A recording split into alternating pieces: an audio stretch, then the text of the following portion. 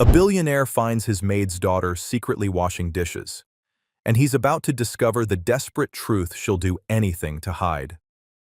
3 a.m. Billionaire Arthur Coleman, walking his silent halls, finds an unexpected sight in his cavernous kitchen. Claire, a 17-year-old girl, his housekeeper's daughter, is scrubbing a mountain of dinner plates. Her hands are red and raw. Her eyes are wide with terror. She should be in school.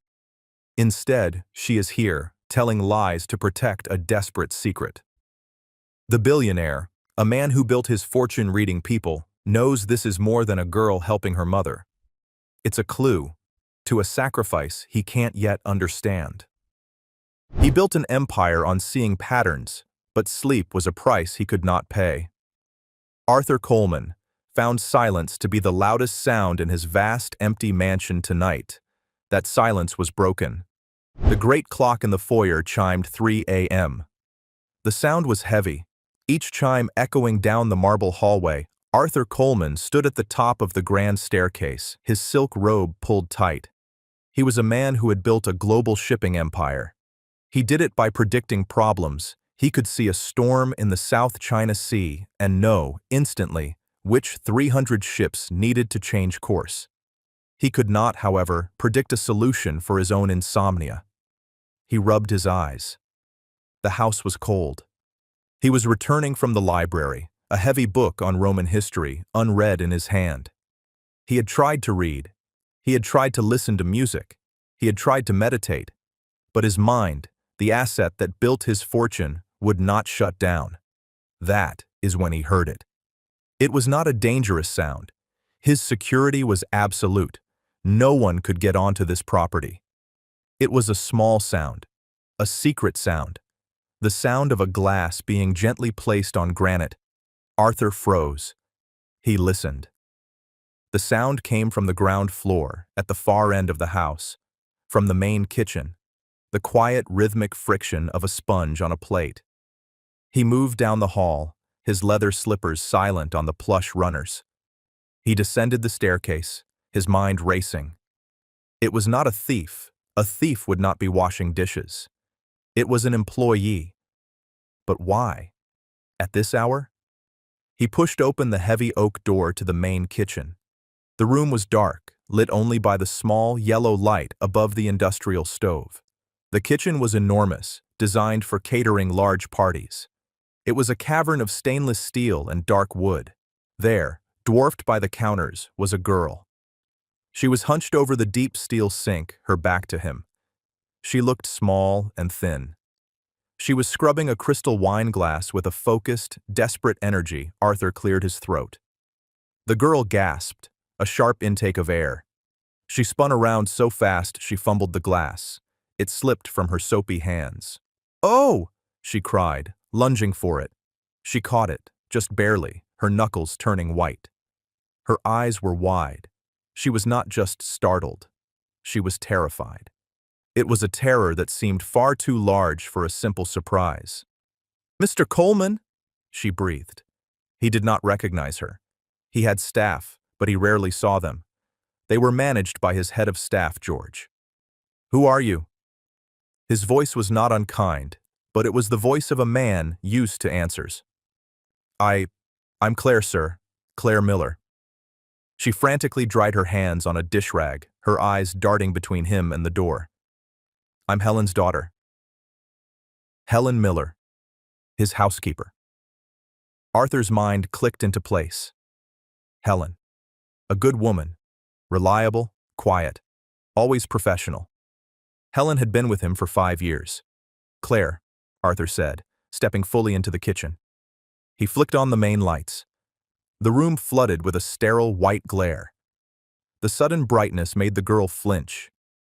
He saw her clearly now. She was young, perhaps 17.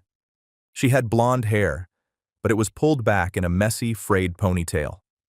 Strands of it were stuck to her damp forehead. She was pale. The skin under her eyes was not just shadowed. It was dark, bruised with a profound exhaustion.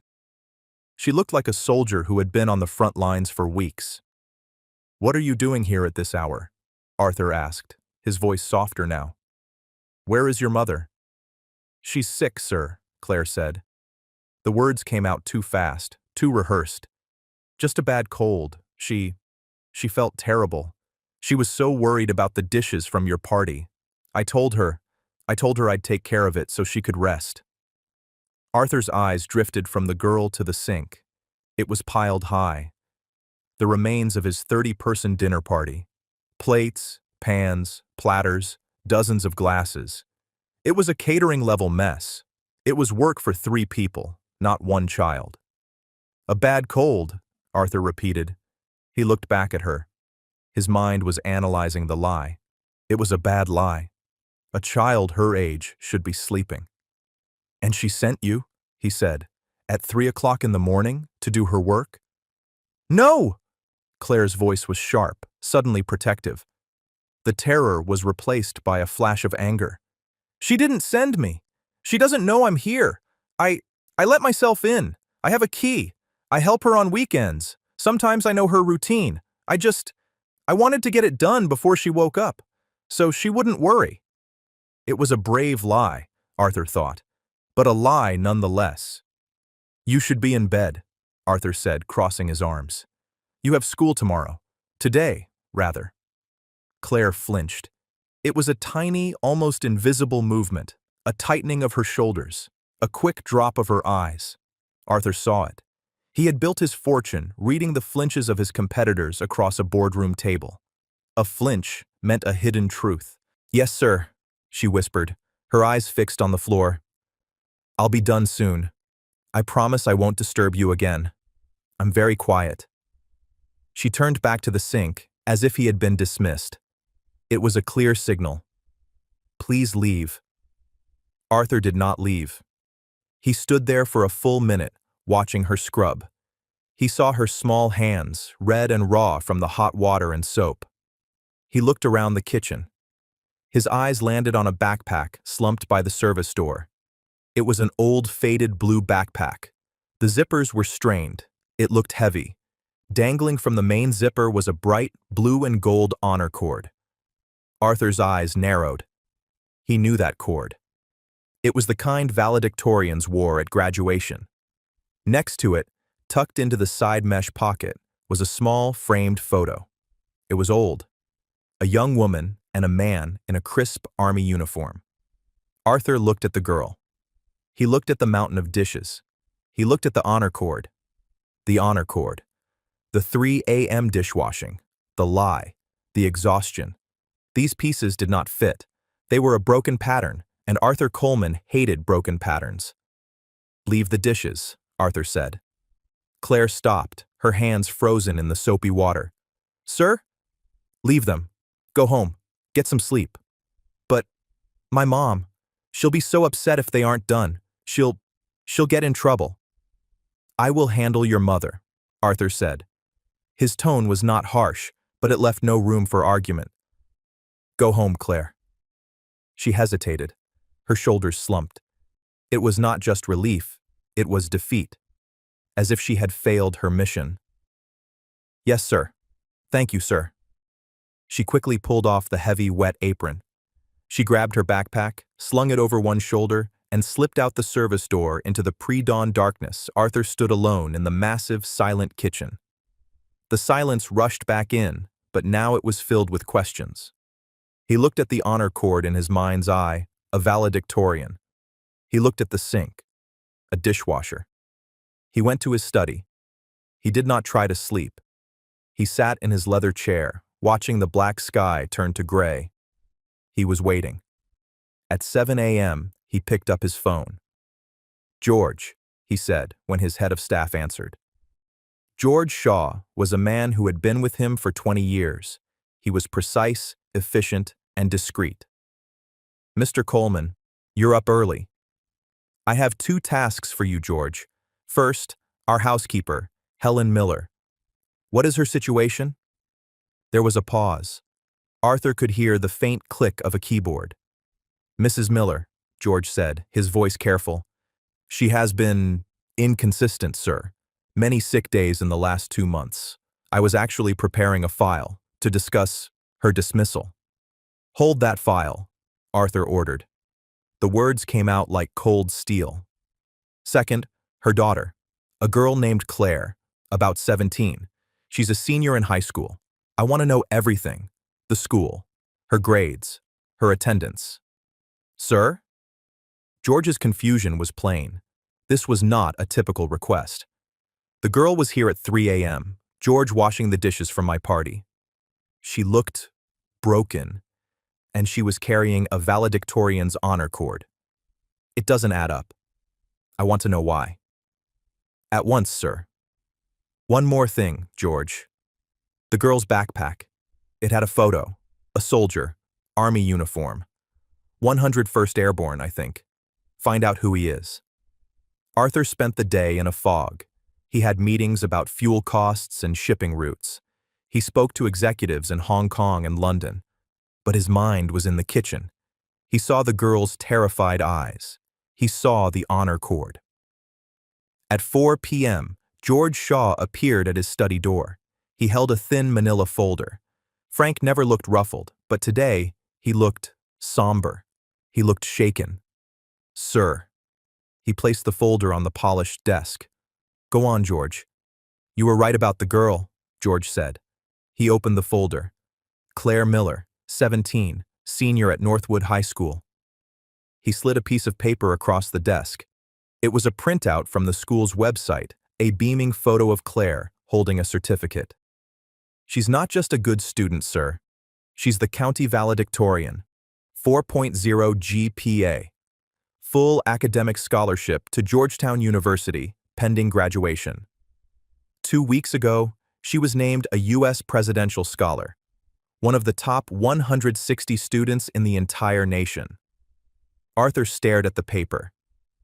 A presidential scholar throwing away her future to wash my dishes. That, sir, George said quietly, is the problem. He slid a second paper over. It was a formal attendance report from the school district. I spoke with the principal at Northwood High. She was very emotional. As of 25 days ago, Claire Miller stopped attending school. She has been marked for truancy. The principal is heartbroken. She said she's been calling the mother, Helen, but the number is disconnected. 25 days, Arthur whispered. The timeline clicked. The pattern was forming. Yes, sir. She has missed the deadline to accept the scholarship. The school is required to report her truancy to the state. She will not graduate the scholarship. It's gone. The waste of it. The sheer, tragic waste. It felt like a physical blow to Arthur. This was worse than a girl skipping school. This was a bright light being snuffed out. Why, George? Arthur asked, his voice low. Why? The mother. George's voice was grim. Helen Miller. It is not a bad cold. She was diagnosed 2 months ago with a severe aggressive form of lupus. The new treatments, the specialist, her insurance denies them as experimental. The out-of-pocket cost for the main prescription is $900 a month. Arthur felt a cold knot tighten in his stomach. Helen was fired from her second job at a dry cleaner for missing days due to her illness. Your job, this, is all they have. The phone was disconnected to save money. $900 a month, Arthur said. It was, to him, nothing. A rounding error. To them, it was a future. Claire knows, Arthur stated. She's been skipping school to… what? Work? I'm still looking into that, George said. But it seems she is also covering her mother's shifts, unpaid. Cleaning this house, just to keep you from firing her. She's trying to hold on to the job and the health insurance that her mother is too sick to perform. Arthur stood up, the anger and the sadness rising in him. He walked to the window. The soldier, George, the photo. George slid the last piece of paper across the desk. It was a grainy, black and white military file photo. Captain Robert Miller, George said. Claire's grandfather, Helen's father. Baker Company, 101st Airborne Division, served 2 tours, highly decorated, passed away in 2010. Arthur looked at the name, and then his blood ran cold. Baker Company. He turned from the window. He walked to a framed photo on his bookshelf. It was a photo he had not truly looked at in years. A group of young men in fatigues, smiling in a dusty foreign jungle. "My brother," Arthur said, his voice barely a whisper. "My older brother Thomas. He was in Baker Company. He didn't come home." Arthur looked at George, his eyes clear and hard as ice. "This is not an employee, George. This is family." "Sir?" "Get me their address," Arthur said, his voice low and dangerous. "And find out where Claire Miller is right now." The address was a gray, worn-down apartment complex in a part of town Arthur hadn't seen in 40 years. He drove himself in his modest sedan, not the Rolls-Royce. He felt the need to be invisible. The building smelled of boiled cabbage and old carpet. He walked up 3 flights of stairs. The concrete was cracked. He knocked on 3B. He heard a slow, painful shuffling. The door opened a crack, held by a chain. An eye peered out. "Susan?" Arthur said gently. The door slammed shut. He heard a muffled sob, then the rattling of the chain. The door opened. The woman who stood before him was a ghost. She was a decade younger than Arthur, but she looked 20 years older. Her hands were swollen into claws. Her face was gray with pain. She leaned heavily on a metal walker. This was not the neat, capable woman who managed his home. "Mr. Coleman," she gasped, her voice thick with shame. I was going to call. I've been—" "Helen," Arthur said, stopping her. "I came to see you." He stepped into the tiny, bare apartment. It was spotless, but it was cold. A single, small electric heater glowed weakly in the corner. "I saw Claire last night," he said. Helen's face crumpled. She sank onto the worn sofa. "Oh God, she promised. I told her not to. I told her I can still work. I just needed a few days." "Helen, why didn't you tell me you were sick?" "And say what?" she whispered, tears rolling down her pale cheeks. "That I can't do my job, that you should fire me. This job, it's all we have. The insurance, it pays for the basic doctor visits. It's everything." "The scholarship," Arthur said, his voice quiet. Helen's head snapped up. Her eyes were wide with a new, sharper pain. "The presidential scholarship, Helen Georgetown. I know." Susan let out a sound. It was not a cry. It was a wail of pure, unfiltered despair from the bottom of her soul. I found the letter," she sobbed. "The one from the White House. I found it in the trash can. In the trash. I asked her, and she looked at me with those empty, tired eyes. And she said, 'What's a scholarship, Mom? Does it pay for your medicine? Does it keep the lights on?'" Helen gripped her own hair, her swollen fingers shaking. "She's throwing it all away. Her whole, beautiful life. For me. For $900. Arthur felt the pieces of his heart breaking. This was a kind of poverty he had forgotten existed, the poverty of impossible choices. "Where is she, Helen? Where is she right now?" She got a job," Helen whispered, looking away, as if confessing a crime. "A real one, a night shift, so she can be here during the day in case I fall. It's at a diner, the Evening Star, downtown." "Stay here," Arthur said. "Lock your door. I will be back." The Evening Star diner was loud, bright, and smelled of stale coffee and grease. Arthur Coleman felt like he had walked onto a different planet. He took a booth in the corner, his tailored wool coat feeling like a costume. A waitress, older, with a kind, tired face, came over. "What'll it be, honey?" "Just coffee, black," Arthur said. He scanned the room, and then he saw her. Claire was moving through the tables, a heavy brown tray balanced on one arm. Her blonde ponytail was hidden under a blue hairnet. Her uniform was a size too big, the name Patty stitched in red on the pocket. She moved with a grim, mechanical efficiency. She did not smile. She refilled water glasses, cleared plates, and took orders. She was 17, a presidential scholar, and she looked like she had been doing this for a lifetime. He watched her wince when she lifted a heavy bus tub full of plates. He saw the manager, a short, angry-looking man in a stained white shirt, bark an order at her. She just nodded, her face blank, and kept moving. She's just like her mother, Arthur thought, trying not to surrender. He waited. He nursed his coffee, which was bitter and thin. He watched her for 20 minutes. He watched her run. He watched her try to be invisible. She was clearing the booth next to him. Her arms were overloaded with plates. "Claire," he said. His voice was not loud, but it cut through the diner's noise. She froze. The clatter of plates in her hand stopped. She turned, slowly, her eyes finding him in the corner. Her face went from pale to white. The blood drained from it. She looked at him. She looked at her greasy uniform.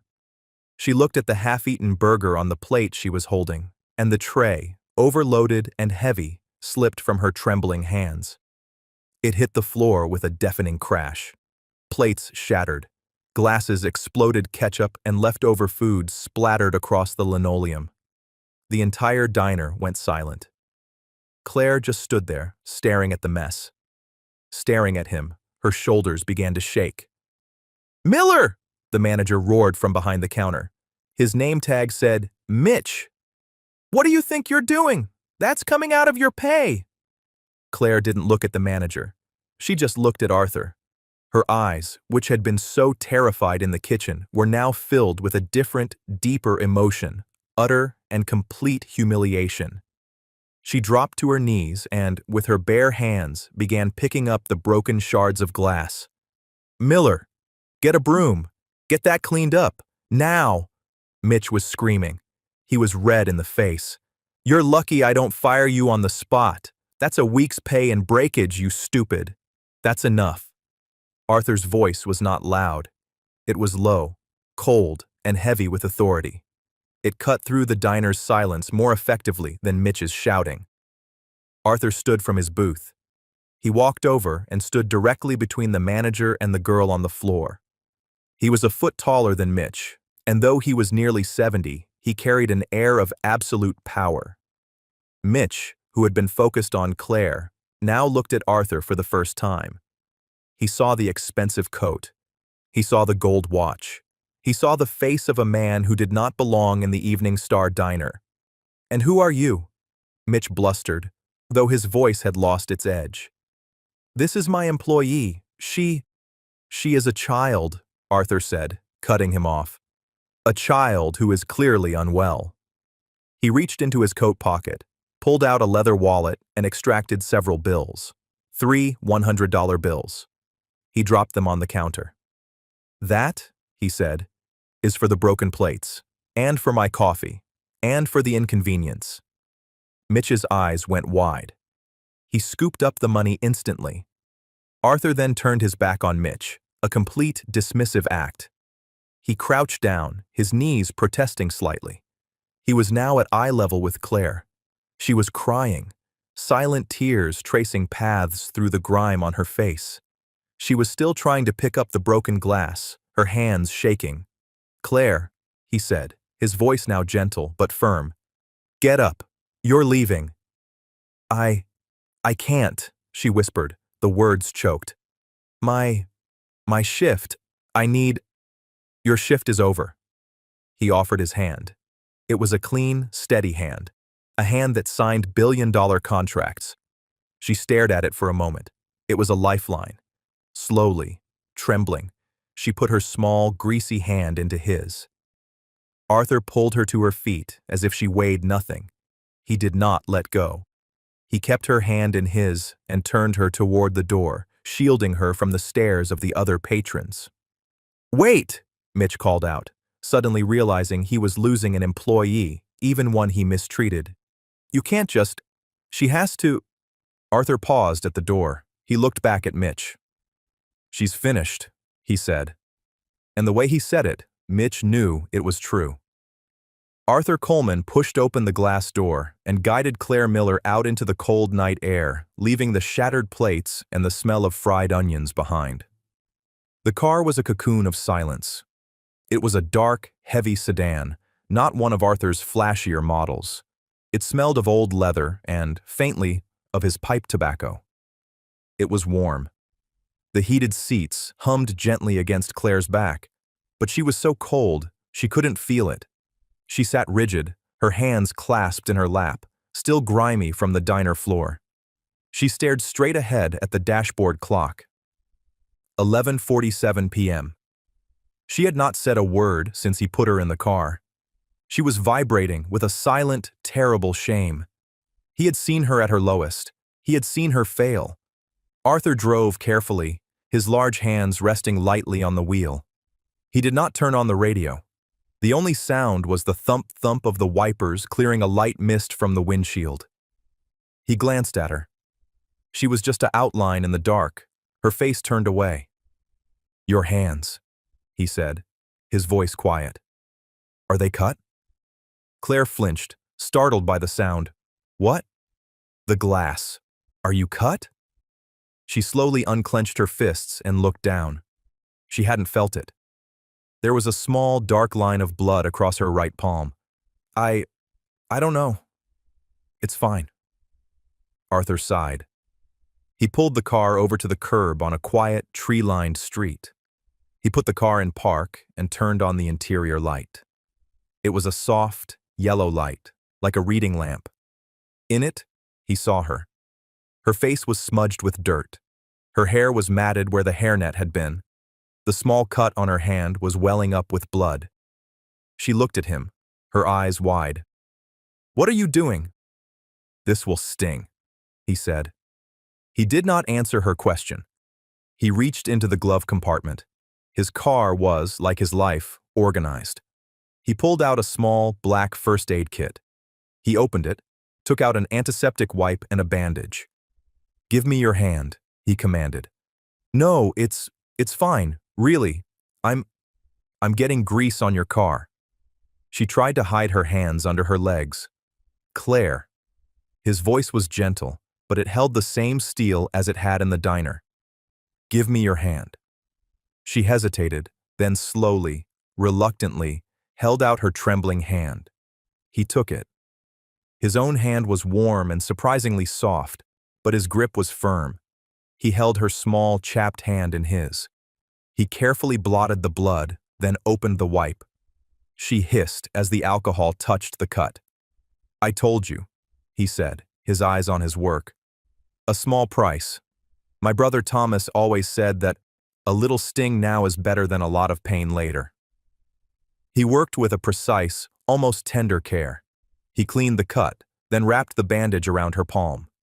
His movements were not rushed. She watched him, her breath caught in her chest. This was Arthur Coleman, a man who moved markets, a man who owned half the city, and he was sitting in a parked car, bandaging her hand like a father. The absurdity of it, the kindness of it, broke through her shame. A single hot tear spilled over and ran down her cheek. Then another. He finished with the bandage and handed her a clean, folded handkerchief from his coat pocket. "For your face," he said, not looking at her. He put the car back in gear and pulled out into the street. She wiped her face. "Thank you," she whispered. The words were small and hoarse. "You're welcome," he said. They drove in silence for another few blocks. "Georgetown," he said. "Sir? That's the plan, isn't it? Or it was Georgetown University." "Why?" She stared at the handkerchief in her lap. I like history and the government. I thought I could work in the State Department or something." "You want to serve?" he said. It wasn't a question. "Yes." "A noble goal," he said. "Difficult to achieve if you are not in fact in school." Her shame returned, hot and sharp. "You don't understand." "Then make me understand, Claire," he said, his voice reasonable. "I see a young woman, a U.S. presidential scholar, the valedictorian of her class. She has a full scholarship to a fine university, and she throws it all in the trash. I didn't throw it away, she snapped, her voice breaking. The anger she felt at the world, at the unfairness of it, all came rushing out. I didn't. What was I supposed to do? She was crying openly now, the sobs she had held back in the diner finally shaking her. What choice did I have? I came home from school. I'd just gotten the letter, the one from the White House. I was so happy. I ran inside, and Mom was on the floor. She couldn't get up. She was in so much pain, she couldn't even cry. Arthur listened. His knuckles were white on the steering wheel. The doctor said, lupus. He said her old medicine wasn't working. He said she needed a new one. A specialist. And the insurance? It doesn't pay its $900 every month, just for the pills. That's not even the doctor. Or the tests. She wiped her nose with his handkerchief, past caring about appearances. She lost her other job. This job at your house. It's all we have. I saw her trying to scrub the floors, and she just cried because her hands were too swollen. She was going to get fired. We were going to lose the apartment. We were going to lose everything. Her voice dropped to a whisper. So I put the letter in the trash. I called the school and told them I wasn't coming back. I took her phone. I blocked the principal's number. I had to. So she couldn't call Mom. And you started working? Arthur said. I had to cover her shifts at your house. For free. Just so George wouldn't know she was sick, and I got the job at the diner. The night shift. It was $11 an hour. I was saving up. For the medicine. I almost had it, I just needed one more week. She was spent. The confession left her hollow. She leaned her head against the cool glass of the window. I hate it, she whispered. I hate it, but I love my mom. I couldn't go to history class. I couldn't write papers on policy while my mom was disappearing. What's a scholarship if I lose my mom? Arthur was silent. He drove. He was processing. This was not a girl skipping school. This was a soldier. A soldier making a tactical, terrible choice. A soldier on a losing front. He pulled up in front of her gray apartment building, the same one he had visited that afternoon. You are very much like your mother, he said. What? She lied to me too, he said, turning to her. She tried to hide her illness, to protect her job, to protect you. You lied to me, to protect her. You're a family of terrible liars, and you are both very, very bad at it. A small, watery smile almost touched her lips. You're also both very proud, he said, and your pride is costing you your future. It's costing your mother her health. It's our problem, sir. I'll pay you back. For the plates. I don't know how. Stop talking about the plates, he said, annoyance in his voice. The plates do not matter. The diner does not matter. The $900 does not matter. It matters to us. It does not matter, he repeated, and this time his voice was absolute. Get out of the car. We are going to see your mother. The walk up the 3 flights of stairs was different this time. Claire was in front, her shoulders slumped in defeat. Arthur was behind, a steady, implacable presence. Claire fumbled with the key, her bandaged hand making it difficult. She finally got the door open. The apartment was dark, lit only by the same weak electric heater. Helen was sitting on the sofa, wrapped in a thin blanket, her face a mask of pure terror. She had clearly been waiting by the door, imagining every possible terrible outcome. When she saw Claire, in the dirty diner uniform, she gasped, "Claire! Oh, baby, what happened? Are you hurt?" Then she saw Arthur Coleman filling the doorway behind her. Helen's face went from fear to a deep, profound shame. She tried to stand, to be the housekeeper, but her legs were too weak. She sank back down. "Mr. Coleman," she whispered. her voice cracking. I I don't know what to say. She, she, she has been working a night shift at a diner, Arthur said, stepping into the small room, to pay for your medicine, the medicine you didn't tell me you needed. The truth hung in the cold air, stark and ugly. Helen looked at Claire. Claire looked at the floor. You told him? Helen whispered to her daughter. He was there, Mom. At the diner. I dropped a tray I broke. I broke everything. I'm so sorry, Mom. I'm so sorry. Claire's defenses crumbled. She rushed to the sofa and collapsed, burying her head in her mother's lap, sobbing. Helen wrapped her arms around her daughter, her own swollen, painful hands stroking her hair. She looked up at Arthur, who stood over them like a judge. Please, Helen begged, tears streaming down her face. Please don't punish her. It's my fault. All of it. I got sick. I couldn't. I'm so sorry. I'll pay for whatever she broke.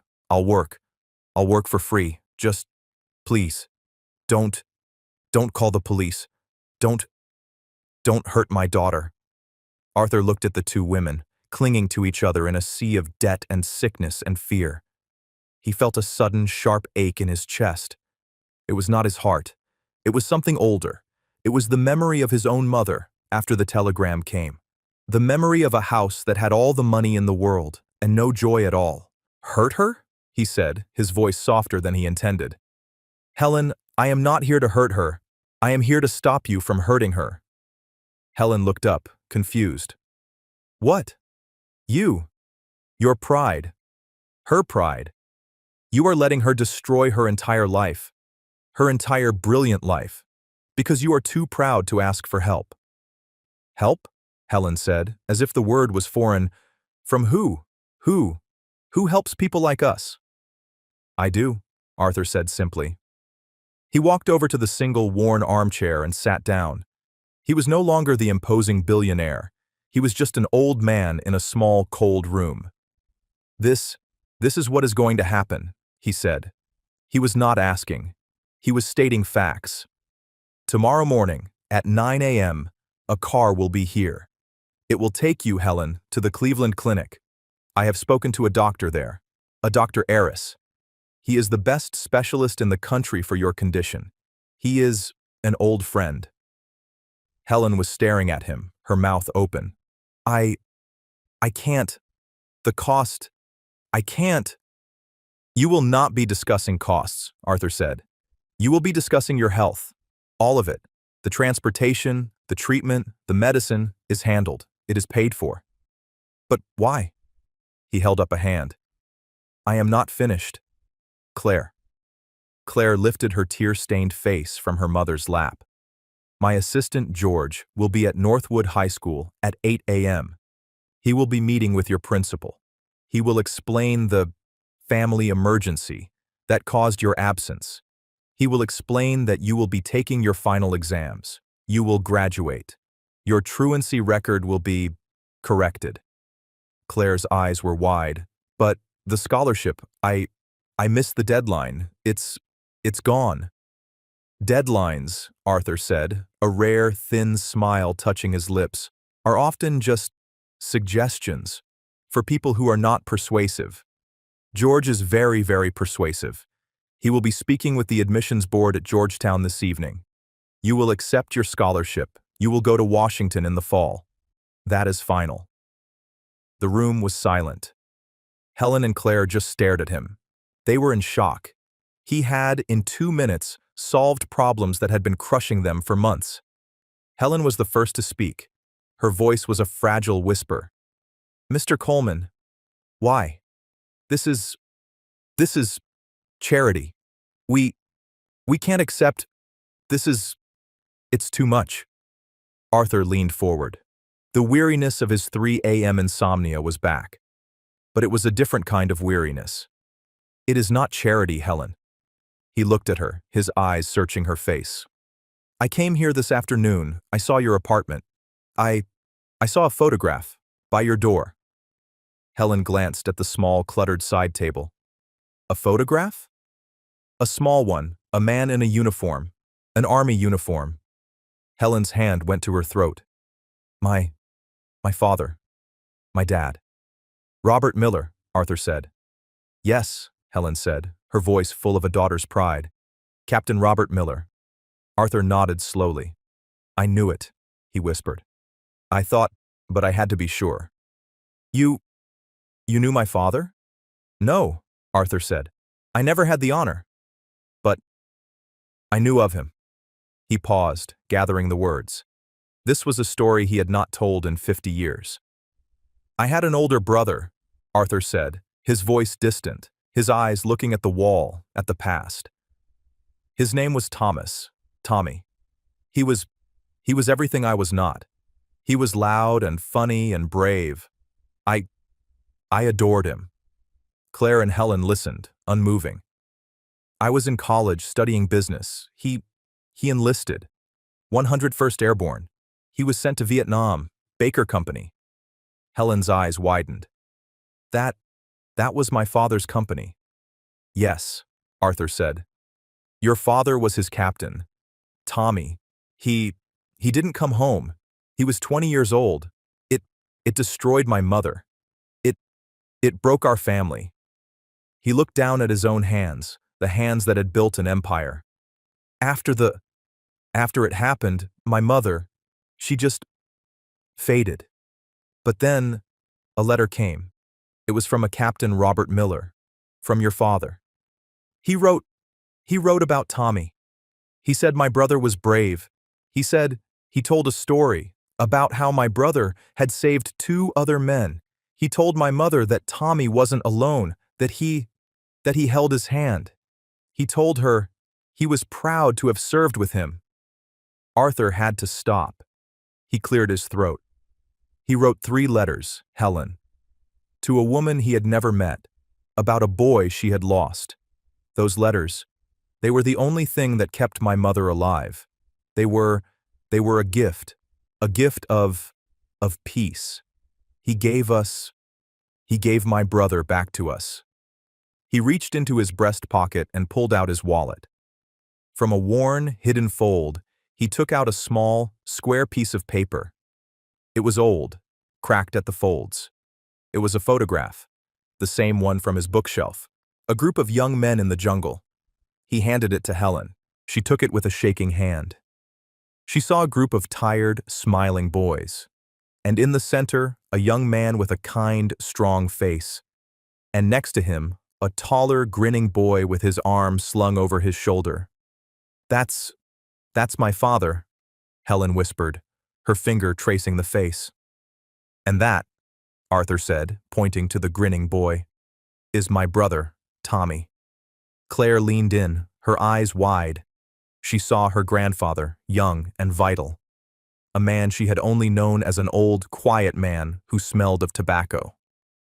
Your father, Arthur said, his voice thick with emotion, left no one behind, not his men, not even their memory. He looked at Claire. He saw her pale, exhausted face. He saw her honor cord. He saw her grandfather's eyes. I have been a very, very wealthy man for a very long time, Arthur said. But I have always, always carried a debt I could not pay, a debt to your father for his kindness, for his honor. He stood up. This is not charity. This is family. This is a debt. 50 years overdue. Your grandfather saved my family, Helen now. You will let me help his. Arthur looked at his watch. It was past midnight. A car will be here for you at 9 a.m., Helen, he repeated, his voice gentle but firm. Please, be ready. Dr. Aris's team will be waiting. Helen just nodded, her eyes still fixed on the old photograph in her hand. Claire, he said. She looked up, her face red and swollen. I expect you at your school at 8:30 a.m. My assistant, George, will meet you.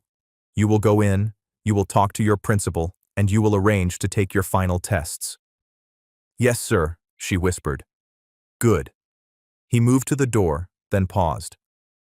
And George has also been instructed to have your utilities reconnected and to arrange a delivery from a grocer. You cannot move forward if you are cold and hungry." He looked back at Helen.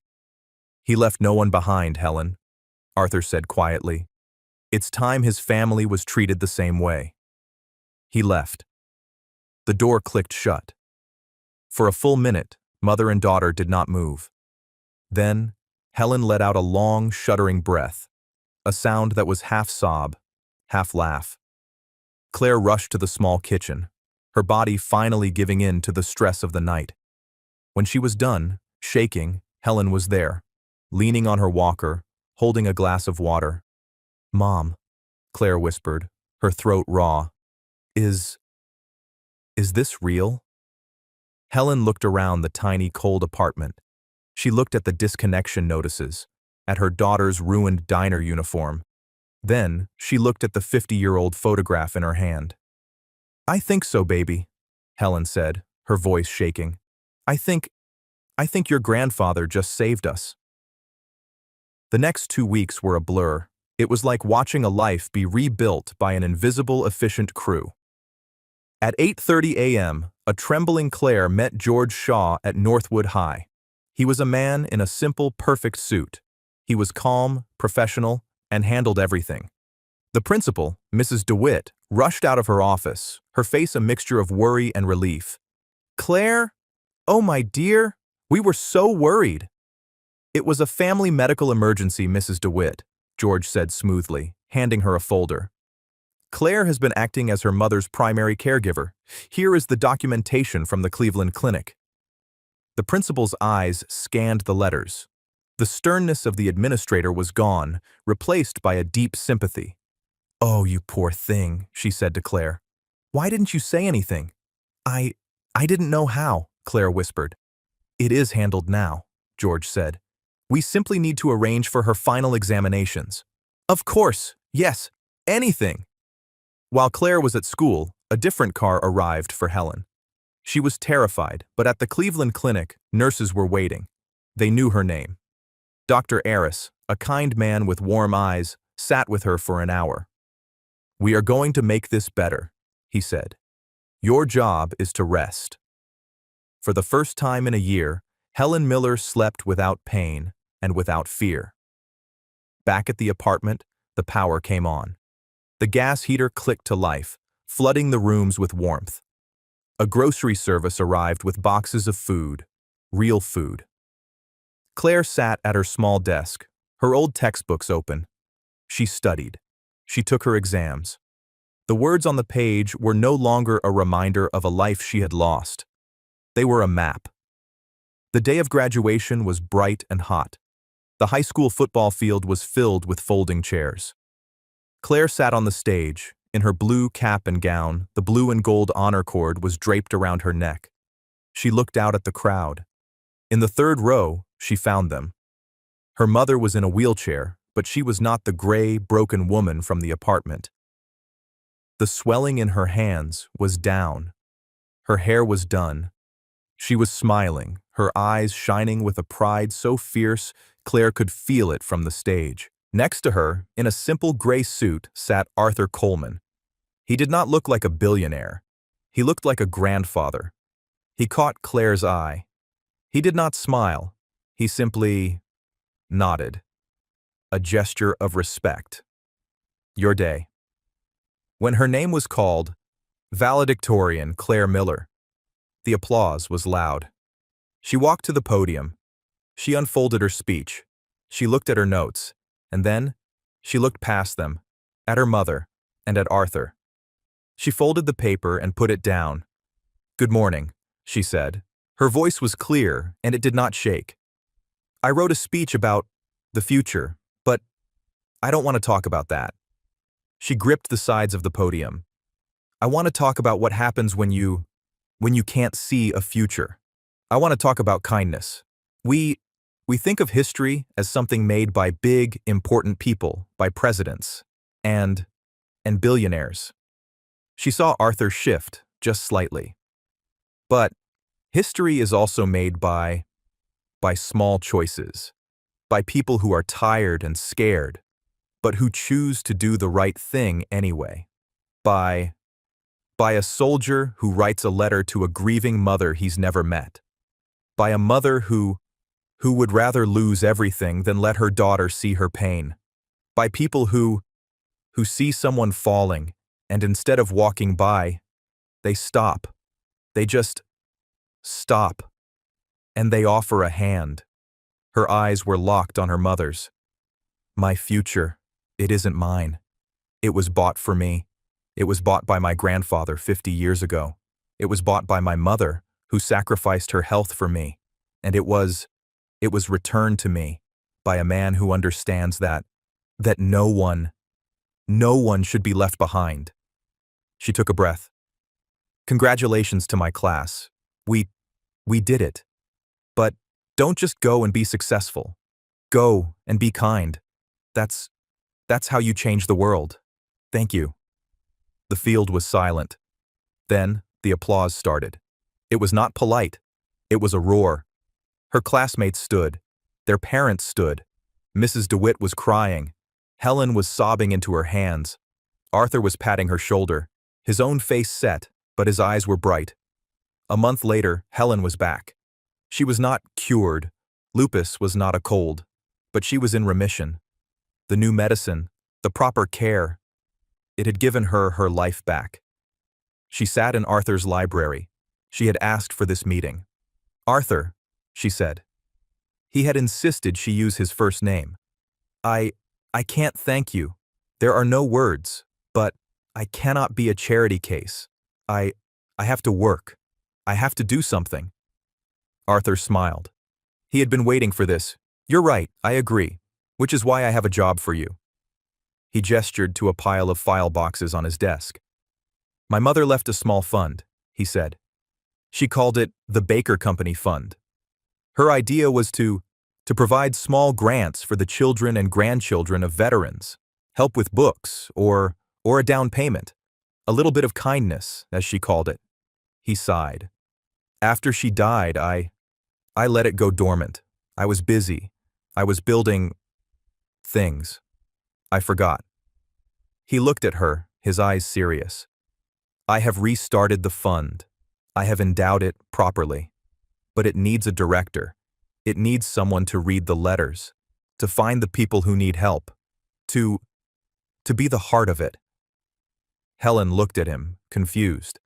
But I'm a housekeeper. No, Arthur said. You're a veteran's daughter. You are a woman who understands sacrifice. You understand what it's like to be in need and to be too proud to ask. I can't think of anyone more qualified. Helen looked at the boxes. She was not being offered charity. She was being offered a purpose. Yes, she said, her voice clear. Yes, I would be honored. The summer ended. It was a cool morning in late August.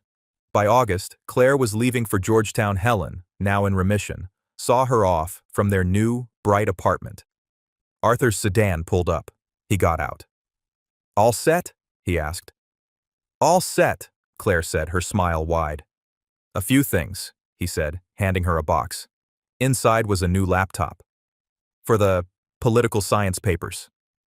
Arthur, this is too much. Nonsense, he said. He then handed her a flat, square envelope. And this. She opened it. It was a simple, dark wood frame. Inside was the photograph. The young men in the jungle, her grandfather and his brother. But this is yours, she said. From your desk. No, Arthur corrected her gently. The one on my desk was my mother's. This was Tommy's. It was in his wallet when they sent his things home. It's been in a box. I think he would want you to have it. To remember what you're made of. Claire's eyes filled with tears. She hugged him. It was not a small, shy hug. It was a real, grateful embrace. Thank you, she whispered. For everything. For seeing me. He patted her back, his own throat tight. Go on, he said. Don't be late. Washington doesn't wait. She hugged her mother, a long, tight hug. I love you, Mom. Take your medicine. I will, Helen laughed, wiping a tear. Call me. Every night. I will. Claire got in the taxi. She looked out the back window as it pulled away. She saw her mother, healthy and strong. And she saw Arthur, the billionaire who had been too restless to sleep. He had his arm around Helen's shoulders. Two people, from two different worlds, standing on a sidewalk, watching the future they had built together drive away. Arthur watched until the car was gone. He looked up at the bright blue sky. He had built an empire on seeing patterns, storms, and markets, and competitors. But for 50 years, he had missed the most important one. He had been looking for a way to pay a debt to the past. He never realized the debt was meant to be paid to the future. He felt a strange, new sensation in his chest. A stillness. A peace. Come on, Helen, he said, turning her toward his car. Let's get to the office. We have work to do. And finally, he felt, for the first time in a very, very long time, like he might actually sleep that night. And that's where we'll end our story, with a debt 50 years overdue finally paid. I hope this story about how one small act of kindness can ripple across generations to change a future gave you a chance to pause and reflect. I'd love to know what you were doing while listening. Were you winding down for the night or just starting your day with a cup of tea? Drop a line in the comments. I truly do read them all. If you want to make sure we cross paths again for the next story, hitting like and subscribing makes a huge difference. We are always trying to improve, so feel free to share your feedback. Thanks for spending this time with me.